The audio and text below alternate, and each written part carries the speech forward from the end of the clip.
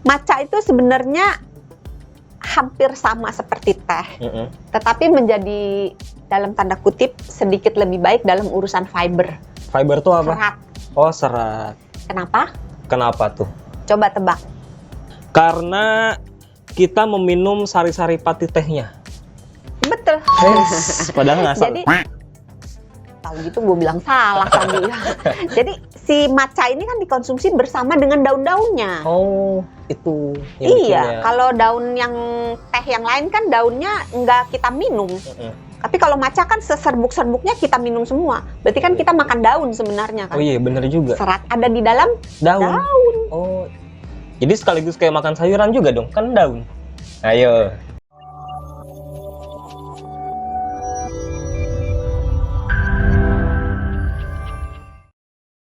Dok, dari dulu itu kan trennya ngopi ya kan? Kalau pengen chill, pengen santai, kan ngopi. Terus sekarang kenapa sih, bisa nggak kalau dari sisi kesehatan, dokter Santi jelasin, kenapa sekarang ini trennya jadi geser ke matcha nih? Sebenarnya kalau tren begitu mah viral-viralan ya. Iya, makanya. Tidak melulu berdasarkan aspek pertimbangan kesehatan. Jadi, lagi trending. Kan orang kita suka latah ya. Ya, Ayam. Untung latahnya ayam gitu kan. Coba kalau yang ya udah latah gitu kan. Jadi kalau misalnya satu lagi trending kan sebelumnya ada telur dadar gulung gitu kan, semua orang jajannya telur dadar gulung. Terus kalau lagi trending teh itu yang di awal yang kita omongin ada gerobak-gerobak. Oh iya, teh. Iya kan, es teh gitu teh kan. iya, teh 5.000. Minum itu. Dalgona dulu dia kan. Dalgona juga. Jadi lebih ke tren sih, viral, yang membuat viral sesuatu produk yang mungkin tidak semua orang berpindah dari kopi ke matcha atau dari tidak peminum kopi dan tidak peminum matcha, itu kemudian milih matcha gitu. Jadi itu satu tren. Dua, memang dari sisi kafeinnya tidak membuat banyak gejala buat orang yang sensitif atau yang tergantung dosis kafein gitu. Nah itu lebih menyenangkan milih matcha. Terus warnanya kan cantik. Iya benar. Terus karena lagi trending, lagi viral, di mana-mana nyari matcha. Nengok ke kiri ada matcha, nengok ke kanan ada matcha. Iya. Terus matcha juga dalam berbagai bentuk, nggak cuma minuman. Benar. Ada kue, ada snack, pokoknya segala es krim ada matcha ada juga. es krim gitu, segala macam tuh ada matchanya gitu. Jadi udah warnanya cantik gitu. Terus efeknya ke badan lebih soft daripada kopi. Trending, terus orang jadi ngerasa, gue keren loh kalau minum matcha gitu. Karena ya untungnya juga sehat juga ya matcha itu ya. Belum tentu. Tergantung bagaimana cara disiapkan. Tergantung jumlahnya. Ini banyak produk matcha sekarang. Mohon maaf ya, ini agak panjang pertanyaannya memang. Banyak produk matcha sekarang berbentuk latte, dessert atau minuman kemasan. Tambahan gula dan susu itu bisa mengurangi manfaat atau justru menambah risiko kesehatan. Satu-satu ya. Oh iya. Gula dulu. Atau mau susu dulu? Tambahan gula dulu deh. Gula. Kalau penambahan gula, jangan lupa dalam 1 kali 24 jam Kementerian Kesehatan Republik Indonesia telah menetapkan batas maksimalnya asupan gula. Batas maksimal nih berapa? 500 gram. 500 gram kan setengah kilo. Banyak bener.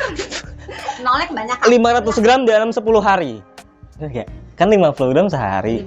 10 hari 500 bener dong. 500. Iya dong. Gue jadi bingung. 10 kali 10. Iya. Kan? Belum selesai ngomongnya tadi 500 dalam 10 hari. 24 jam kan ya? Coba nanti diputer. Kalau satu kali 24 jam tadi rasanya gue nyebut deh. Kalau penambahan gula, jangan lupa dalam 1 kali 24 jam. Kalau satu kali 24 jam lapor RT namanya. Ya kan? Pernah lihat nggak di portal 1 kali 24 jam Tapi kalau orang hilang enggak 1 kali 24 jam. Iya, sama. Ketentuannya 1 kali 24 jam. Oh, itu. Berarti 50 gram per 24 jam untuk orang dewasa yang tinggal di Indonesia. Nah, tergantung kalau minum matchanya nih. Sekali apa 2 kali? Sekali aja deh. Sekali. Kalau matchanya misalnya udah make 10 sendok teh. 1 sendok teh 4 gram. Iya kan? 10 sendok 40 gram. 40 gram, sisa 10 kan. Udah tuh diirit-irit. 10 itu mulai dari pagi sampai ntar pagi besok pagi lagi itu harus dibagi dikit-dikit. Masalahnya gula tuh ada di mana-mana. Iya, nasi. Nah, yang di nasi nggak kehitung. Oh, nggak itu ya. Oh, karena alami ya. Proses gula yang 50 gram itu adalah gula yang ditambahkan ketika kita membuat atau menyajikan makanan. Tapi kalau misalnya gulanya itu udah ada di dalam makanan itu kayak nasi diadon dari surga gitu, dari Tuhan udah dibentuknya. Memang ada gulanya di dalam nasi, di dalam buah, itu tidak terhitung. Tapi kalau misalnya buah udah manis nih, terus kita tambahin kental manis atau kita taburin gula atau kasih gula halus. Nah, gula halusnya, gula pasirnya, kental manisnya itu termasuk gula tambahan. Tapi gula yang benar-benar di dalam buahnya tidak dihitung. Balik lagi tadi soal minum matcha, ya jangan banyak-banyak gulanya. Perhatikan, satu hari itu 50 gram maksimal. Jangan lupa juga ntar gula-gula yang pakai saus, di dalam saus juga ada gulanya. Iya, masalahnya kalau kita makan bumbu-bumbu kan bumbunya juga dikasih gula ya kan. Iya. Jadi pilihan yang paling bijak untuk minum matcha itu sebenarnya less sugar ya. Kalau bisa tanpa gula lebih baik, paling baik tanpa gula. Kalau misalnya nggak bisa tanpa gula, ya udah seles aja sedikit. Gitu. Jangan suka ngeles, nggak baik. Tadi gula. Nah susu kan juga ada gulanya. Gula yang ada di dalam susu itu tidak termasuk gula tambahan. Karena laktosa. Pintar. Laktosa terdiri dari lak dan tosa. Galaktosa dan glukosa. Oh, itu maksud. Tapi benar laktosa. Jadi gula yang ada di dalam susu tidak dihitung sebagai gula tambahan.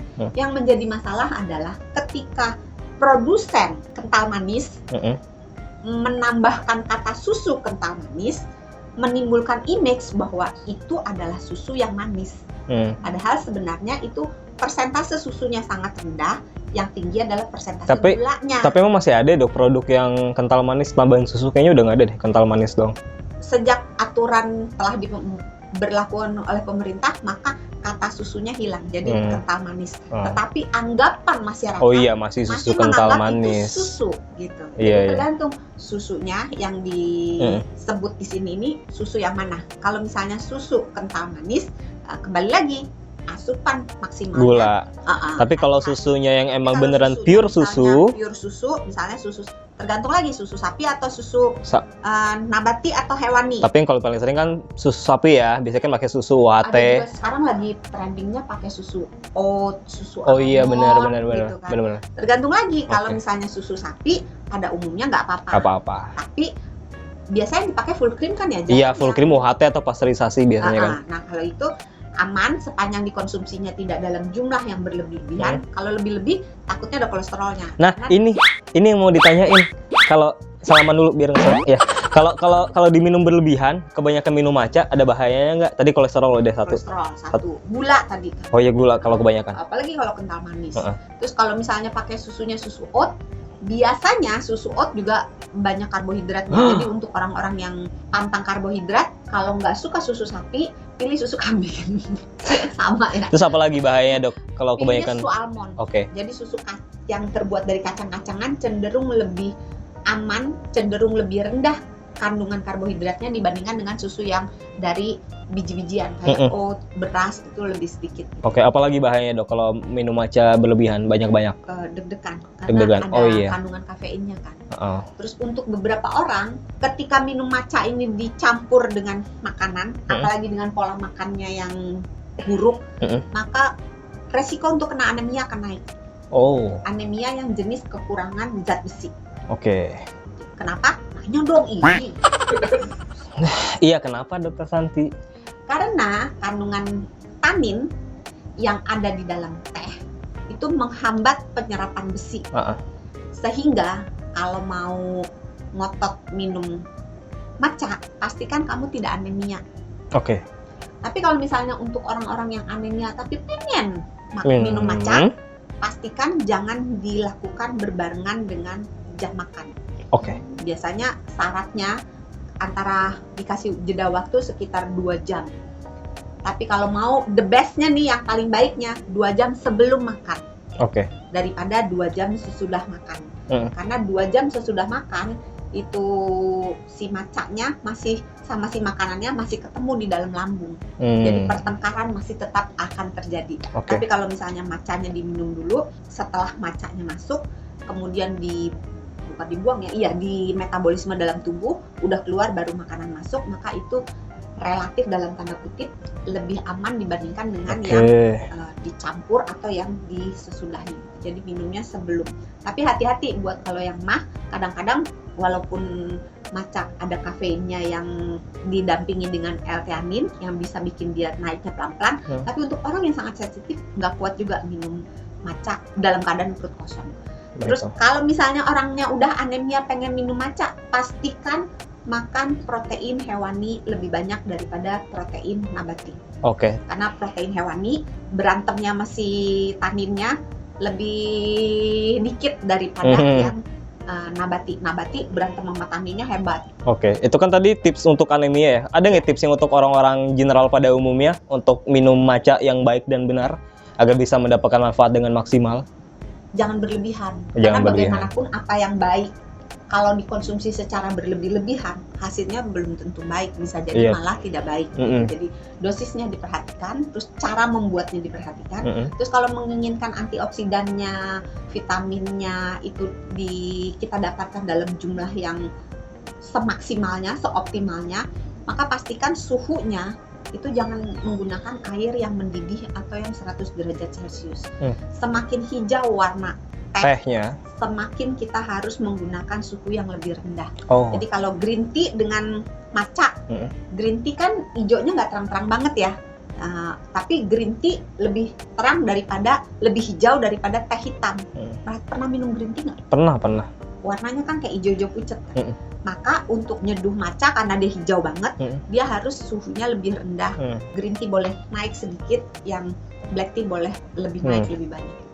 Nah, suhu yang dianjurkan itu sekitar 70 derajat Celcius. Oke. Taunya dari mana? Dari mana? Ukur pakai termometer. Oh iya, harus pakai termometer ya. Kalau nggak punya? Nggak punya, beli.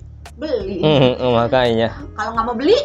Nggak usah minum matcha. Ribet banget ya. Gitu. Iya. Lihat aja kalau misalnya air dispenser pada umumnya antara 70 sampai 90. Aman. Jadi dilihat kalau dia uapnya masih ngebulnya banyak, itu asap-asap.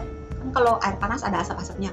Kalau masih banyak banget, itu biasanya suhunya sangat tinggi. Jadi udah tipis-tipis, nah itu udah boleh. Hai, arigato gozaimasu. Dokter Santi Sang sudah berbagi. Dokter Santi Shizuka Sang. Arigato gozaimasu, sahabat Sonora. Ini juga arigato gozaimasu.